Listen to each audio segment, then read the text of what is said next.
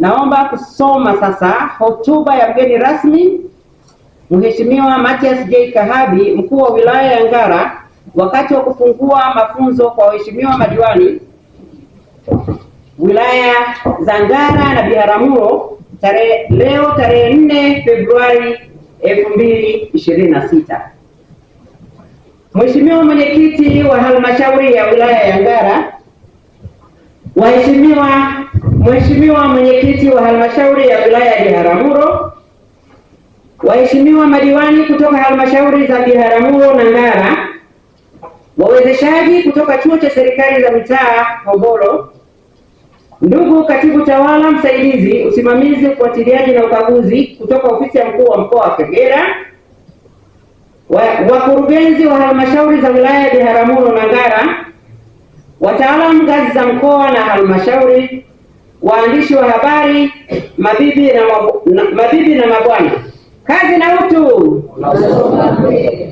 Awali ya yote, napenda kutumia fursa hii kumshukuru Mwenyezi Mungu mwingi wa rehema kwa kuendelea kutujalia uhai na kutukutanisha hapa sote tukiwa na afya njema. Ni kwa rehema zake tu sisi tunaweza kufanya yale tunayofanya kila siku. Pili, nitumie fursa hii pia kuwapongeza nyote, ama kwa kuchaguliwa tena au kwa kuchaguliwa mara ya kwanza kuwakilisha wananchi katika maeneo yenu. Wananchi wameonyesha imani kubwa sana kwenu, hivyo hamna budi kurejesha imani hiyo kwa kuwapelekea maendeleo wanayotarajia kutoka kwenu. Aidha, nitumie fursa hii kuwakaribisha wawezeshaji wetu kutoka chuo cha serikali za mitaa Hombolo Dodoma. Karibuni sana mkoa wa Kagera, na imani yangu kuwa tutanufaika kwa uwepo wenu na mafunzo mnayokwenda kuwapatia waheshimiwa madiwani katika halmashauri zetu za wilaya ya Ngara na Biharamulo. Ndugu washiriki, tumekutana hapa kwa ajili ya kujengeana uwezo na kupeana maarifa ya uendeshaji wa halmashauri zetu. Ninaamini wawezeshaji watatupitisha maeneo mbalimbali, ikiwa ni pamoja na kazi na wajibu wenu, ili kuwapa uelewa wa nini mnachopaswa kufanya kama madiwani na nini mipaka yenu, hivyo kuondoa misuguano na migongano baina yenu na watendaji wa halmashauri. Ndugu washiriki, naelewa uwepo wa makundi mawili kati yenu, yaani wale waliochaguliwa kwa mara ya nyingine pamoja na waliochaguliwa kwa mara ya kwanza ili kuwakilisha wananchi katika maeneo yenu. Pamoja na kuwa waliochaguliwa kwa mara nyingine kuwa na uzoefu, na waomba nyote muwe makini na wasikivu katika mafunzo haya, kwani yanaenda kutupatia mwanga na kutukumbusha juu ya namna bora ya kusimamia watendaji katika halmashauri zetu katika kuleta matokeo chanya, ikiwa ni pamoja na kutoa huduma bora kwa jamii. Katika hili nisisitize, maana ya uandaaji wa mafunzo haya hautakuwa na maana kama hatutatimiza lengo. Na lengo la mafunzo ni ninyi kupata maarifa juu ya uendeshaji wa halmashauri zenu. Ndugu washiriki, baada ya mafunzo haya, ni imani yangu kuwa tutakwenda kuzisimamia vyema halmashauri na kuhakikisha zinaboresha utendaji wa shughuli zake. Yapo maeneo ya msingi yanayotakiwa kusimamia ipasavyo na kuboresha udhibiti. Maeneo hayo ni kama ifuatavyo. Kwanza, usimamizi wa ukusanyaji wa mapato ya ndani. Waheshimiwa madiwani, ninawakumbusha kuwa mnalo jukumu kubwa la kuhakikisha fedha zinazokusanywa na halmashauri zenu kama mapato ya ndani zitumike kulingana na sheria, kanuni na taratibu zilizowekwa.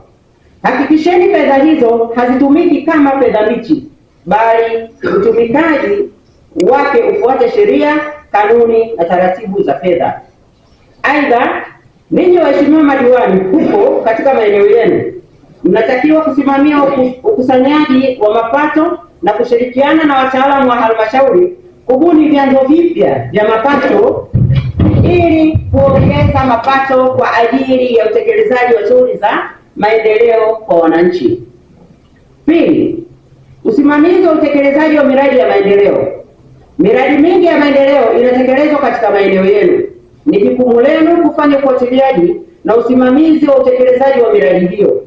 Hakikisheni tangu mradi unaanza mnafuatilia hatua kwa hatua, na kama kuna changamoto shirikiana na wataalamu kutatua changamoto hizo ili miradi ikamilike kwa muda uliopangwa na kutoa huduma kwa wananchi.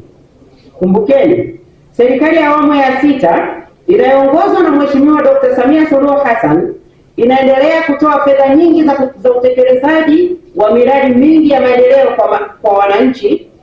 Ni jukumu lenu kuitangaza na kuisemea miradi hiyo kwa wananchi ili wajue nini serikali yao inafanya. Tatu, ufuatiliaji wa suala la elimu.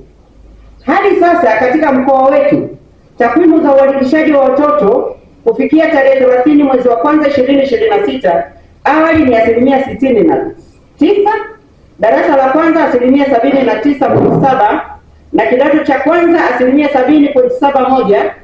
Bado tunayo kazi ya kufanya kuhakikisha watoto wote wanaotakiwa kuripoti shuleni wanaripoti.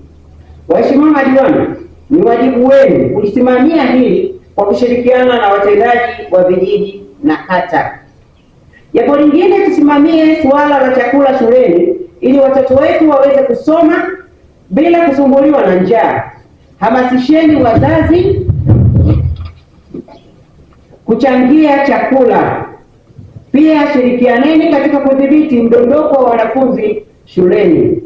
Fuatilieni kama kweli hao wanafunzi wanakuwa wameandikishwa kweli, kwani wanatoka katika maeneo yenu. Ndugu washiriki, mwisho ninawatakia usikivu mwema na umakini katika mafunzo haya ili muweze kuelewa na kwenda kutumia vyema kile mtakachojifunza kwa ustawi wa halmashauri zetu. Baada ya kusema haya, natamka sasa mafunzo haya nimefungua rasmi. Asanteni.